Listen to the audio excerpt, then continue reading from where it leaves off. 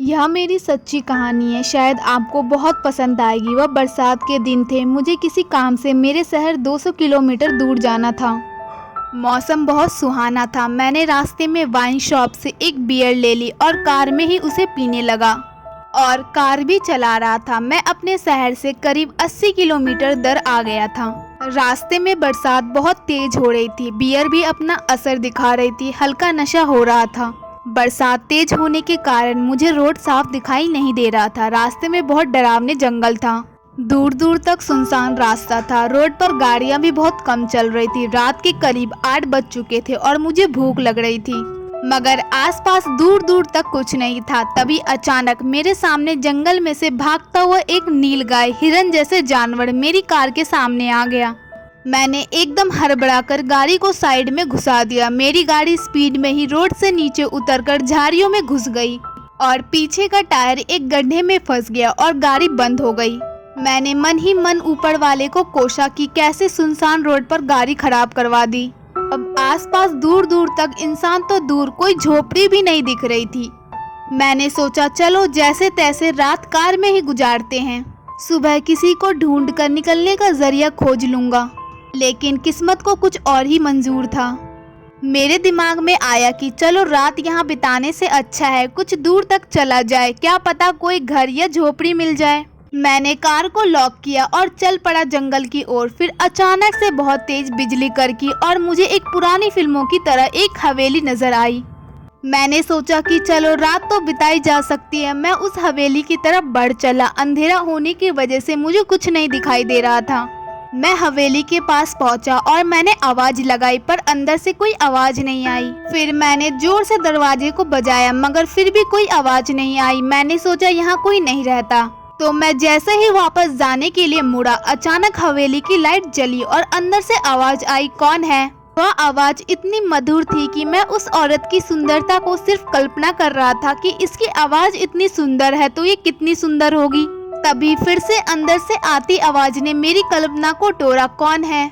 मैंने जवाब दिया, मेरी कार पास में ही खराब हो गई है और रात भी बहुत हो गई है, इसलिए मैं आपके यहाँ रात गुजार सकता हूँ क्या?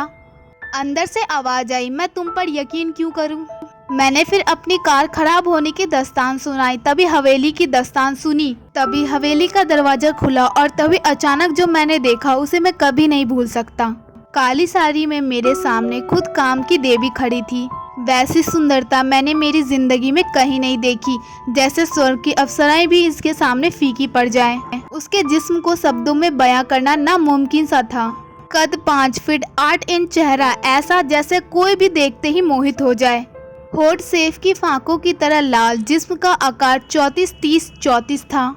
उस काम की देवी के पास में ऐसी खुशबू आ रही थी कि बस मैं उसके वश में होते जा रहा था। ऐसी तराशी हुई हुस्न की मूरत थी कि खुदा ने अपनी सारी सोच इसे बनाने में ही लगा दी हो। मैंने मन ही मन ऊपर वाले को शुक्रिया कहा कि ऐसी सुंदरी के दर्शन कराए जिसे असल जिंदगी में देखना ही जिंदगी धन्य कर दे। तभी उसकी आवाज ने फिर से मेरी कल्पना की दुनिया से मुझे जगाया, यहीं खड़े रहना है या अंदर भी आओगे? मेरे गले से धीमी सी आवाज निकली, हाँ जी। उसे देख के ही सारे अरमान जाग गए। मैंने मन ही मन ऊपर वाले को धन्यवाद दिया। मेरे मन में कुछ और भी सवाल भी थे कि इतने सुनसान जंगल में ये अकेली और यहाँ कोई नहीं। अचानक मुझे गीले कपड़े की वजह से छींक आने लगी, तो उसने कहा जाइए कपड़े बदल लीजिए। मैंने कहा मेरे पास कपड़े नहीं है। उसने कहा कि मेरे पति के कपड़े दे देती हूँ मैं आपको, आप जाइए फ्रेश हो जाइए। मैं जाके फ्रेश होकर आ गया और मैंने अपने पति का पजामा और टी शर्ट पहन ली। फिर भी मेरे मन में बहुत से सवाल थे तो मुझसे रहा नहीं गया। मैंने उनका नाम पूछा तो उन्होंने अपना नाम मोहिनी बताया और मैंने पूछा इस सुनसान जंगल में आप अकेली और वो भी इतने बड़े घर में? तो उन्होंने मुस्कुरा के कहा ये मेरे पति के परखों की हवेली है और वह एक वन विभाग में अफसर हैं। उनकी पोस्टिंग इसी जंगल में हो गई तो हम यहाँ आ गए। उसने आगे बताया कि घर के नौकर अपने गांव गए हैं और मेरे पति मीटिंग करने कुछ दिनों के लिए बाहर गए हैं। फिर मैंने उसको अपना नाम बताया। उन्होंने कहा मैं अभी खाना लगाती हूँ, आप खाने की टेबल पर चलिए। फिर हमने साथ में खाना खाया। फिर मोहिनी ने बर्तन किचन में रखे। जब वो चलती तो ऐसा लग रहा था कि कोई हिरनी अपनी सुंदरता पूरे जंगल में बिखेर कर जा रही हूँ। मैं बार बार ऊपर वाले को इस रात के लिए धन्यवाद दिए जा रहा था। मोहिनी ने फिर मुझसे पूछा आप कुछ पियेंगे? मैंने अचानक ही कह दिया, मेरे काम की चीज़ अभी यहाँ नहीं मिलेगी। तो वो मुस्कुरा दी और उनके पति की एक रम की बोतल ले आई, जिसे देखते ही ऐसा लगा कि प्यासे को रेगिस्तान में शरबत मिल गया हो। फिर कुछ देर के बाद वो कपड़े बदल कर आई तो मैं उसे देखते ही रह गया। ब्लैक कलर की जालीदार नाइटी में वो किसी नामर्द भी पागल हो जाए। उसकी सेंट की खुशबू मुझे मदहोश कर रही थी। एक तो बरसात की रात, ऊपर से काम की देवी मेरे साथ में बहुत मुश्किल से खुद पर काबू करके बैठा था। वह 2 गिलास लेकर आई, कुछ आइस क्यूब भी साथ ले आई। मैंने पूछा, आप भी ड्रिंक लेती हो? तो उसने कहा, हाँ कभी कभी ले लेती हूँ। मैं खुद की किस्मत पर यकीन नहीं कर पा रहा था। बस कामदेव से यही कह रहा था कि कोई प्यार का तीर इस पर भी चला दीजिए। उसने टीवी चालू किया, मैंने 2 छोटे पैक बनाए।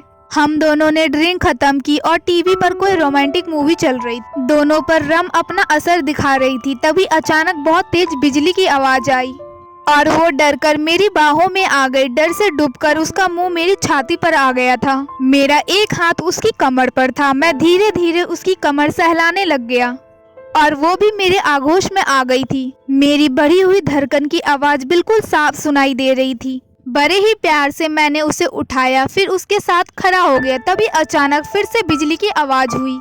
वह फिर मुझसे चिपक गई। वह भी उस पल का मजा ले रही थी। मैंने उसके फूल जैसे कोमल चेहरे को उठाया। उसकी आंखों में काम वासना की झलक साफ दिखाई दे रही थी। मैंने अपने होठ उसके लाल होठों पर धीरे से रखे और दोनों के होठ एक दूसरे से रेस लगा रहे थे कि कौन किससे सबसे ज्यादा प्यार करता है।